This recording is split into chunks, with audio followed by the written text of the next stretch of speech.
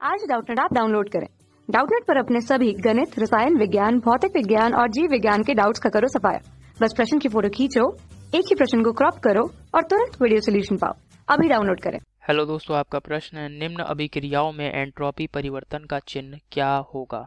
यहाँ पहली अभिक्रिया दे रखी है AgNO3, ये जलीय अवस्था में एक्वस प्लस HCl, ये भी एक्वस है, इससे बन रहा है AgCl सॉलिड अर्थात S, और HNO3 ये एक्वस। दूसरी अभिक्रिया दे रखी है Zn, और ये दोस्तों यहाँ पे ठोस अवस्था में S लिख रखा है, यहाँ H2SO4 ये एक्वस है, ZnSO4 ये भी एक्वस है, और H2 ये गैसियस अवस्था में है।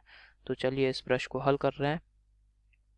ठीक है, तो दोस्तों एंट्रोपी क्या होता है, सबसे पहले इसको समझते हैं। तो एंट्रोपी जो है किसी भी निकाय में अव्यवस्था की माप को बताता है। एंट्रोपी क्या है दोस्तों? अव्यवस्था की माप है। अव्यवस्था की माप को बताता है। अव्यवस्था की माप को ही हम क्या कहते हैं? एंट्रोपी कहते हैं। अगर दोस्तों निकाय में अव्यवस्था बढ़ेगी तब निकाय की एंट्रोपी बढ़ेगी, और अगर अव्यवस्था घटेगी तब दोस्तों एंट्रोपी घटेगी। ठीक है, अब दोस्तों प्रारंभ में अगर एंट्रोपी S1 है, बाद में दोस्तों एंट्रोपी S2 है, और अगर एंट्रोपी यहाँ बढ़ रही है तो यानी एंट्रोपी परिवर्तन डेल्टा S कैसे ज्ञात करेंगे? S2 minus S1। अब बाद में मैंने कहा एंट्रोपी बढ़ गई, यानी S2 का मान S1 से अधिक है, S2 का मान S1 से अधिक है, अर्थात एंट्रोपी बढ़ गई। तब डेल्टा S का मान, एंट्रोपी परिवर्तन जिसे कहते हैं, इसका मान क्या हो जाएगा? यहाँ धनात्मक हो जाएगा, क्योंकि बड़े में से छोटा घटाया। और अगर दोस्तों यानी बाद में एंट्रोपी घट रही है, यानी S2 कम है किससे? S1 से, तब एंट्रोपी परिवर्तन का मान डेल्टा S क्या आ जाएगा दोस्तों? ऋणात्मक होगा। ठीक है, तो इतना समझ में आ गया आपको धनात्मक कब होगा एंट्रोपी परिवर्तन, ऋणात्मक कैसे हो रहा है। ठीक है, और एंट्रोपी होता क्या है ये भी आपको समझ में आ गया। अब दोस्तों यहाँ पे समझना है पदार्थ की अवस्थाएं। पदार्थ, जो कोई भी पदार्थ है हमारा, या तो ठोस अवस्था में हो सकता है, या तो द्रव अवस्था में होगा, या फिर वह गैस अवस्था में होगा। अब दोस्तों एक पात्र है, उसमें हमने ठोस अवस्था में पदार्थ ले रखा है, दूसरे पात्र में समान आयतन का है, तो उसमें समान मात्रा में हमने पदार्थ भरा है। एक पदार्थ है जैसे हमने ठोस अवस्था में लिया, उसी पदार्थ को द्रव अवस्था में दूसरे पात्र में लिया है, तीसरे पात्र में उसी पदार्थ को गैसीय अवस्था में ले रखा है। तो दोस्तों आपको पता है गैस के कण इधर उधर अनियमित गति करते हैं, यानी गैस अवस्था वाला जो पात्र है उसमें अव्यवस्था अधिक होगी, यानी गैस वाले में एंट्रोपी का मान अधिक होगा। द्रव वाले में गैस से एंट्रोपी थोड़ी कम होगी, परंतु ठोस पात्र जो है उसकी अपेक्षा एंट्रोपी द्रव वाले पात्र में अधिक होगी। समझ में आ गया आपको?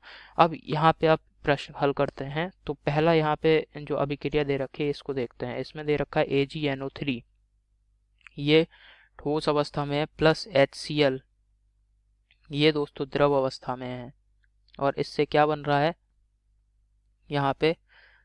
AgNO3, ये भी दोस्तों यहाँ द्रव अवस्था में है। ठीक है, ये भी यहाँ पे द्रव अवस्था में है, और इससे क्या बन रहा है दोस्तों? AgCl बन रहा है।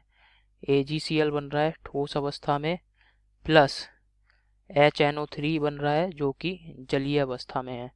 यानी आप देख रहे हैं प्रारंभ में जो हमारा पदार्थ है वो पूरी तरीके से जलीय अवस्था में है। प्रारंभ में AgNO3 ये भी जलीय अवस्था में है, और HCl ये भी दोस्तों जलीय अवस्था में है।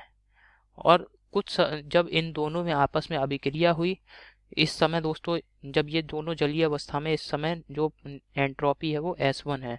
अब इन दोनों में अभिक्रिया हुई, अभिक्रिया होने के बाद दोस्तों इन दोनों में से कुछ भाग, इन दोनों की अभिक्रिया से कुछ भाग जो है वो ठोस AgCl में परिवर्तित हो गया, और कुछ भाग अभी भी जलीय अवस्था में है। ठीक है, कुछ भाग अभी भी जलीय अवस्था में है। तो आप देखेंगे एंट्रोपी यहाँ पे क्या हुई, घटी या बढ़ी? चूंकि यहाँ पे इन दोनों की क्रिया से कुछ भाग जो है इनका ठोस में परिवर्तित हो गया है, ठोस पदार्थ में बदल गया है। यहाँ पे दोस्तों हमें ये मतलब नहीं है क्या बन रहा है क्या नहीं, बस भौतिक अवस्थाएं देखनी है हमें पदार्थ की। तो यहाँ पे जो द्रव है, जैसे 5 लीटर द्रव है, 5 लीटर है, इसको और इसको मिला के 5 लीटर कुल पदार्थ हमने ले लिया है द्रव अवस्था में। इसमें से 4 लीटर दोस्तों मान लिया कि 4 लीटर जो है ये द्रव HNO3 बन गया, और जो 1 लीटर पदार्थ था, ये 5 लीटर में से 1 लीटर का ठोस पदार्थ में परिवर्तित हो गया है। तो जब ठोस में परिवर्तित होगा तो दोस्तों जितना भाग ठोस में परिवर्तित हुआ तो द्रव के उतने अणु कम हो गए, तो द्रव के अणु ठोस में परिवर्तित हुए हैं, तो इससे क्या होगा, अव्यवस्था निकाय की थोड़ी बहुत तो घटी है, यानी एंट्रोपी S2 अगर हम कह दें इस अभिक्रिया के बाद एंट्रोपी S2 है, तो चूंकि यहाँ पे ये ठोस में परिवर्तित हो जा रहा है तो इस वजह से एंट्रोपी S2 का मान घटा होगा, यानी S2 कम है किससे, S1 से। तो एंट्रोपी परिवर्तन डेल्टा S ज्ञात करें तो S2 माइनस S1, S2 का मान चूंकि कम है S1 से तो एंट्रोपी परिवर्तन डेल्टा S का चिन्ह क्या होगा, ऋणात्मक होगा। समझ में आ गया आपको। तो इस प्रकार के प्रश्न में बस हमें क्या देखना है, भौतिक अवस्थाएं देखनी है अभिकारक और उत्पाद की, अभिकारकों और उत्पादों की भौतिक अवस्थाएं देखनी है, उससे हमें ज्ञात हो जाएगा। अब दूसरा भाग हल करते हैं। यहाँ पे दूसरे भाग में अभिक्रिया दे रखी है Zn, जिंक का ले लिया है, ये ठोस अवस्था में है और क्या कर रहा है दोस्तों, ये क्रिया कर रहा है H2SO4 से। H2SO4 ये दोस्तों यहाँ पे द्रव अवस्था में है और इस अभिक्रिया में क्या बन रहा है, ZnSO4 बन रहा है, ZnSO4 बन रहा है, ये द्रव अवस्था में है और साथ ही साथ यहाँ पे क्या बन रहा है, हाइड्रोजन गैस बन रही है, हाइड्रोजन गैस यहाँ बन रही है। तो आप देख रहे हैं यहाँ पे एक पदार्थ है जो कि ठोस अवस्था में लिया है, जबकि उसके साथ जो क्रिया करने वाला पदार्थ है वो दोस्तों द्रव अवस्था में है, इस प्रकार से बहने का गुण है उसमें।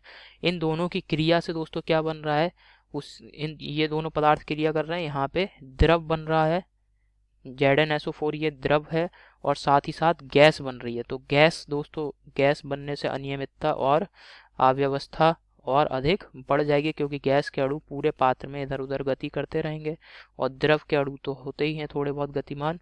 तो इस वजह से दोस्तों प्रारंभ में एंट्रोपी, चूंकि यहाँ ठोस है तो ठोस अवस्था है, कुछ पदार्थ की कुछ ना कुछ ठोस अवस्था है, तो इस वजह से एंट्रोपी यहाँ पे S1 है और S1 का मान यहाँ कम होगा और इस समय अभिक्रिया के बाद एंट्रोपी अगर S2 है तो S1 का मान दोस्तों S2 से कम होगा, S1 कम होगा S2 से, S1 का मान S2 से कम होगा। एंट्रोपी परिवर्तन delta S, S2 minus S1, तो यहाँ पे S2 का मान अधिक है S1 से। तो अब दोस्तों यहाँ पे आप देखेंगे एंट्रोपी परिवर्तन डेल्टा S का चिन्ह क्या आ जाएगा, धनात्मक, अर्थात एंट्रोपी यहाँ पे क्या हो रही है दोस्तों, बढ़ रही है। ठीक है, तो यही हमारे प्रश्न का उत्तर है। आशा करता हूँ आपको समझ में आया होगा दोस्तों। धन्यवाद। कक्षा 6 से 12वीं से लेकर नीट, IIT, JEE वो एडवांस के लेवल तक 1 करोड़ से ज्यादा छात्रों का भरोसा। आज ही डाउनलोड करें डाउटनेट ऐप या व्हाट्सएप करें अपने सारे डाउट्स 8400 400 400 पर।